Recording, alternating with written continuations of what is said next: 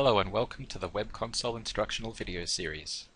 In this video, we will cover the basic use of the responsive drag and drop editor and its editor tools. The first step is to log into the Web Console. Once you have done this, navigate to the top left-hand side of the dashboard and select Manage Pages. From the drop-down, you would then select Content Pages. When the screen refreshes, you will have the ability to either add a new page, edit a page, or copy a page. For this example, we will create a new page. This can be done by clicking the Add Page button, selecting Drag and Drop from the drop-down, and choosing the appropriate template. In most cases, you will be choosing Default Responsive or Inner Page Responsive templates. For this example, we will choose Default Responsive. Once the screen loads, you'll be greeted with the responsive drag and drop editor. You will note that the left-hand side contains our editing options, whilst the right-hand shows us a live preview of a page.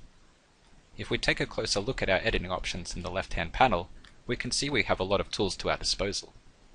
We can add spaces, headings, buttons, text, images, video, and any other tools at our disposal.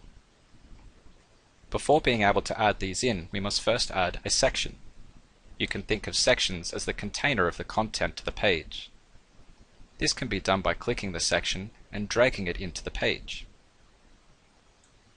You will note we now have a space to add content to this page. Before adding content to the section, there are different layouts and styles that can be applied. These can be accessed by clicking the Edit button in the top right of the section. When the window opens, you will notice that we have 7 column layouts to choose from. Column layouts are a great way to style your content so that it's not all grouped together. For example, a 2-column section can have text within one column while using images in the other. We also have section layout. There are 3 options here: fixed content width and fixed background width. This will add content and background within the section. Full content width and full background width will allow for content and background to be full screen width, or fixed content and full background. This will allow the content to sit neatly while the background goes full screen width. Once you have chosen your preferred layouts, you may wish to add some style to the section. Clicking Section Style will give us a new range of options available to us. From here, we can add background, whether it's a color or image. We can also add borders to our section, or change the spacing, padding, and margin to the section. In most cases, you will not need to do this, as we have already done this within your template, but if you needed any more customization, you do have these options available. Please remember though that this only applies to the section that you're editing, so you will need to edit each of the sections. Once you have everything in place, you would simply click Save and Close. This will now allow us to bring in our content tools. Adding the content tools to the section is quite simple. This can be achieved by choosing the tool, in this case a divider, and dragging it to the section. Once the blue box appears, we can simply let go of the click. You will notice that we have now added a divider to the page. Each of the tools that you drag into here will have their own editable options. These options can be done by clicking the pencil in the top right-hand corner. You will notice that each of them will differ slightly. Editing a text field will bring up this familiar editing screen. In this example, we are just using placeholder text. Ordinarily, you would put the text that you wish to display in this section here. You're then able to format the text. Formatting the text can be done through this section here, where you're able to choose your normal font or any of your heading fonts. You can also choose to give them attributes, such as bold, italic, or underlined, or put the text in a numbered or bullet-pointed list. You can also choose to hyperlink some of the text if you wish it to navigate to other pages. Once you've added the text, you also do have a style section. From here you can change the text color, the font size, or the font type. We don't recommend using this too often, as we've already accounted for this within your template. Once you have chosen how everything is to be laid out, you would simply click Save and Close. This will then add the text to your page. Remember, if it's not looking how you'd like it, you can always go back and continue editing. When adding an image tool, you'll note that we can actually edit the tool directly. You will also note how wide the image will appear when added in. We can either choose Browse Image Library to choose an image that's already in our Image and File Manager, or we can edit the tool using the pencil icon. Using the pencil icon will give us this window here, where you can choose to upload the file directly from your computer. We do, however, recommend using the Upload from Image and File Manager first. Selecting this, we would then just select the button underneath, which will bring up a pop-up window of all of our images in File Manager.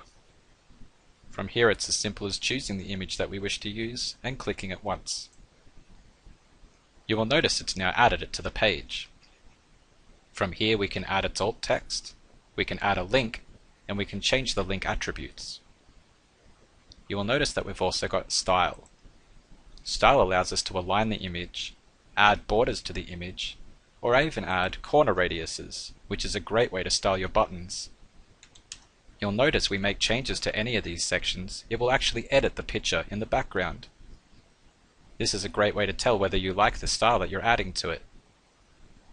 You can also add effects to images. You can add hover over effects, such as transparency. Once we've got it styled, we can hit save and close. Now, whenever anyone hovers over that image, it will change its transparency. Remember that we can just go back and edit these if we're not happy with the styles that we've added. Adding video content to a page will differ slightly, as it requires the video to first be uploaded to either YouTube or Vimeo. Once you have uploaded your video, it is as simple as clicking the Edit button on the video tool. From here we need to choose the video type. This will be where you uploaded it. In this case we will choose YouTube. The aspect ratio will always default itself to 16:9. This is the standard widescreen view. However, you do have the option to put it back to 4:3. The video ID is the unique ID shown in the YouTube or Vimeo URL. This is a YouTube URL. You will notice that here is the unique ID. We simply need the ID, so removal of the rest of the URL is necessary. You also have the option to allow for full screen. We will choose no for this, however you do have the option to choose yes. Once we hit save and close, we now have a video that can be played on our website. Once we have added all the content that we wish to show on this page, we would then need to edit the settings of the page. This can be done by navigating to the top left-hand side of the screen and choose the Settings tab. You will notice that we now have some new options available to us. Page name and page title are required fields. You need to have some form of information in here.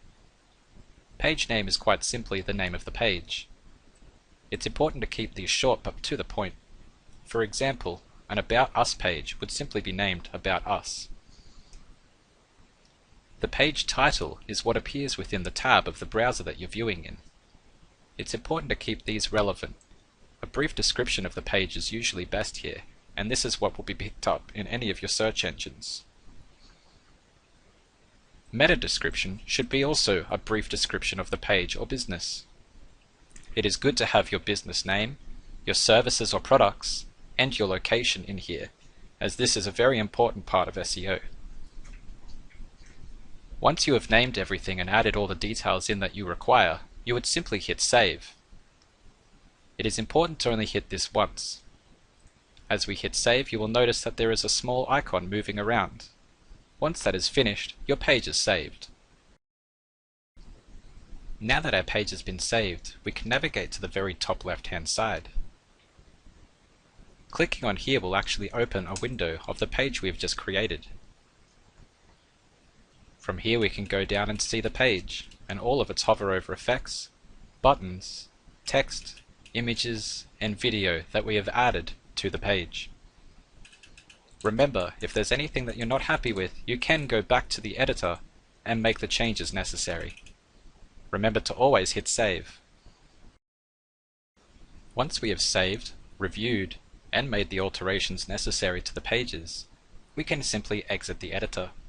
This is done by moving the mouse to the bottom left-hand side of the screen and choosing the Exit button. This will take us back to our content pages. We can now see the page that we've created. We can also see when we last edited that page. We can view the page directly from here, or we can go back in and edit it at any time.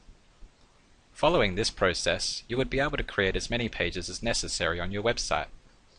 You do have the option to delete pages, but we recommend doing this with extreme caution.